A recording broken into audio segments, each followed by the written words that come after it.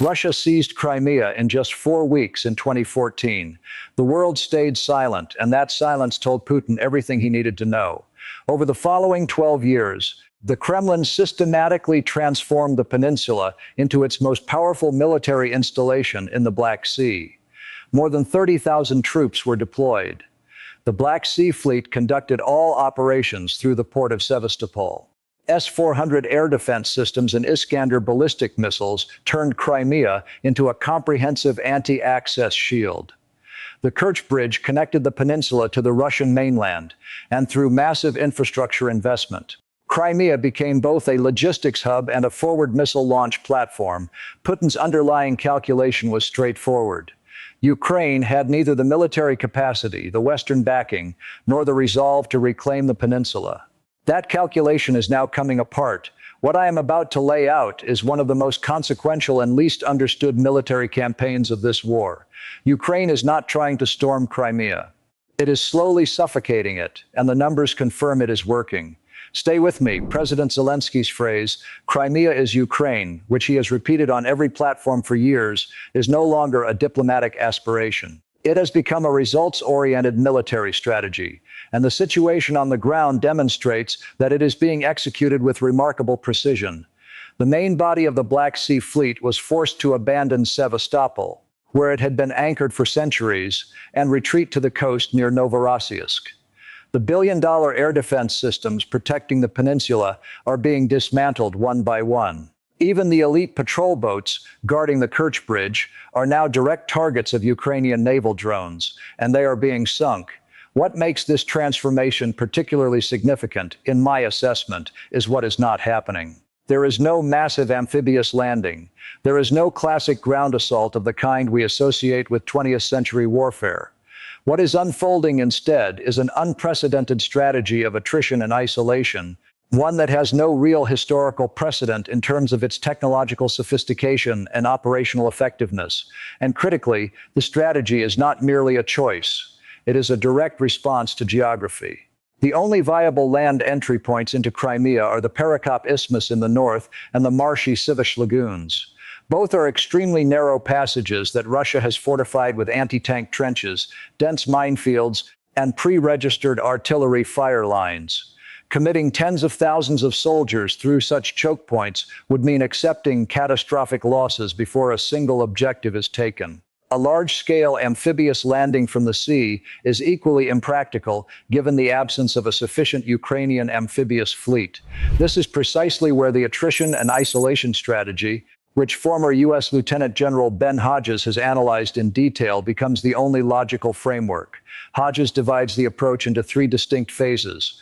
The first is complete isolation, severing the Kerch Bridge, rail lines, and maritime corridors to cut all vital connections between the peninsula and the Russian mainland. The second is making Crimea operationally untenable for the Russian military, destroying bases, ammunition depots, airfields, and command centers through continuous high-precision strikes until radar systems are blinded, Iskander silos are breached, and fuel infrastructure is reduced to ash. The third and final phase is ground entry, but only after air and naval superiority have been fully established and meaningful resistance no longer exists. Ukraine is currently executing the first and second phases simultaneously, and the scale of what has been achieved in April and May alone is, by any serious military measure, devastating. According to United 24 reporting, on May 5th, Ukrainian intelligence units struck sea, air, and land targets simultaneously across Crimea with a level of multi-domain coordination that is rarely seen even among the most capable militaries in the world. One of the targets was a BE-12 amphibious aircraft, a Soviet-era platform tasked with aerial surveillance of Ukrainian naval drones over the Black Sea. Fewer than 20 of these aircraft remain in service. Its destruction effectively removed one of Russia's primary eyes over the water. In the same operation, high-speed attack boats capable of 40-knot deployments were also destroyed. What I find particularly telling is that on the same day, the headquarters of Putin's own internal security agency in Dezhninsky was struck by a drone. An intelligence facility located kilometers from any military front line was no longer safe. That single data point speaks volumes about how deeply Ukraine has penetrated the Russian security envelope over Crimea. To understand how Ukraine reached this level of penetration, one must look at what happened in April, when the Russian air defense shield was systematically degraded. The events of the night of April 26th in Sevastopol were the clearest illustration of this process in action. Long-range drone swarms directed by the SBU's elite Alpha Special Forces struck directly at the heart of the Black Sea Fleet. This was not harassment fire. It was a surgical destruction operation. That night, the landing ships Yamel and Filchenkov, along with the reconnaissance vessel Ivan Golubets, sustained heavy damage. Simultaneously, a MiG-31 fighter jet and an MR-10 M1 radar station at Belbek military airfield were destroyed. Crimea's Russian-appointed governor Razvozayev appeared before cameras and declared with visible satisfaction that air defenses had successfully intercepted 71 Ukrainian drones. I want to be precise about what that statement actually reveals. If 71 drones reached the airspace and the ports were still burning, it does not indicate a successful defense. It indicates a system that has reached its breaking point. The S-400 network, worth billions of dollars, had been saturated. SBU acting head Vasil Malyuk articulated the underlying strategic logic clearly. The objective is not merely destroying equipment, it is destroying the enemy's capacity to think about and control its own airspace. Strike the radars and you blind the enemy. Once blinded, the enemy's most lethal systems become accessible. On April 28th, Ukrainian Special Operations Forces did precisely that. The target was a highly classified Iskander ballistic missile depot east of Simferopol, from which Russia could strike Ukrainian cities within minutes. Russian commanders believed these missiles were protected beneath thick, reinforced concrete bunkers, and that Ukrainian drones could not penetrate that architecture. They were wrong.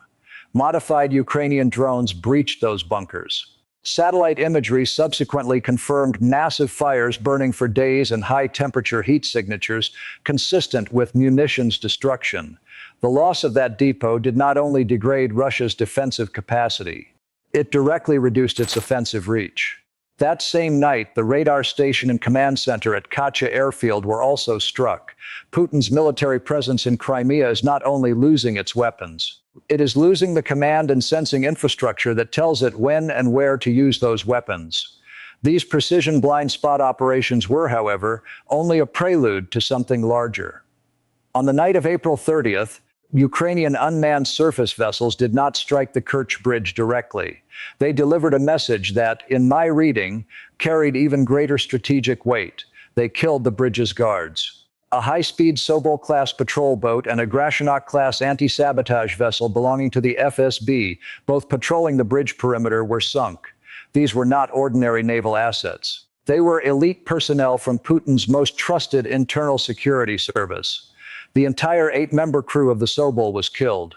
A memorial plaque that leaked online became the public confirmation of how thoroughly Russia's security perimeter around its most symbolically significant infrastructure had been penetrated. The Kerch Bridge, opened by Putin in 2018 as a personal demonstration of power, is the primary physical lifeline for fuel, military equipment, and ammunition flowing into the peninsula. The ease with which Ukraine breached its maritime security layer sent a message that required no translation. The bridge itself can be taken down whenever Ukraine judges the moment right. Independent military analysts now confirm that Russia's Black Sea Fleet has lost approximately one-third of its total combat strength. Sevastopol, a naval base with 250 years of history, has been reduced to a continuously bombed installation incapable of protecting its own vessels. The strategic logic underlying all of this is not new, it is ancient. At Stalingrad, the Wehrmacht did not stop fighting because its soldiers lost the will. It collapsed because its air supply lines were severed, and its armies ran out of ammunition and food. In Normandy, Allied forces paralyzed the rail and bridge networks behind German lines and rendered entire armies immobile without defeating them in direct confrontation. What is unfolding in Crimea is that same historical principle, executed with precision-guided munitions, naval drones, and satellite targeting. Sever an army's lifelines and it dies regardless of its size. Throughout April, Ukraine struck the marine oil terminal in Feodosia, the T's fuel depot in Simferopol, and moving fuel trains on multiple occasions. Over the past 2 months, Ukraine has taken approximately 20% of Russia's total refining capacity offline, not just in Crimea, but across the broader strategic depth. Russia's strategic fuel reserves have been significantly depleted. On a peninsula where fuel cannot arrive, fighter jets cannot take off, tanks cannot maneuver, and soldiers cannot hold their positions. The logistics crisis in Crimea is no longer a temporary disruption. It is becoming a structural condition. Focusing exclusively on the military dimension, however, causes one to miss the fuller picture. This siege carries a psychological and demographic dimension that is, in some respects, equally destructive. Since the 2014 occupation, the Kremlin has settled approximately 800 Russian civilians in the region under the explicit goal of demographically transforming Crimea into an irreversibly loyal Russian territory. The region's demographic composition has shifted by 35% over the past decade. That project is now visibly unraveling.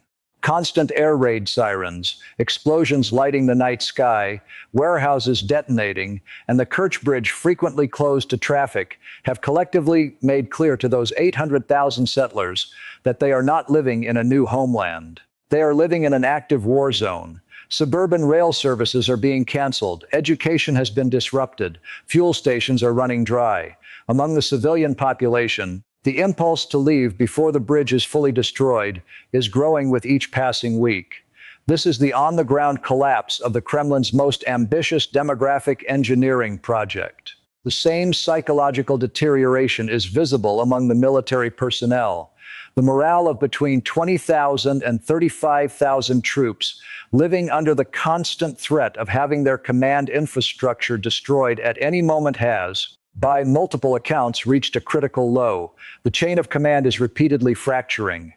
Facilities that are repaired are reduced to ash again within days. The Russian soldier in Crimea today is not defending a fortress.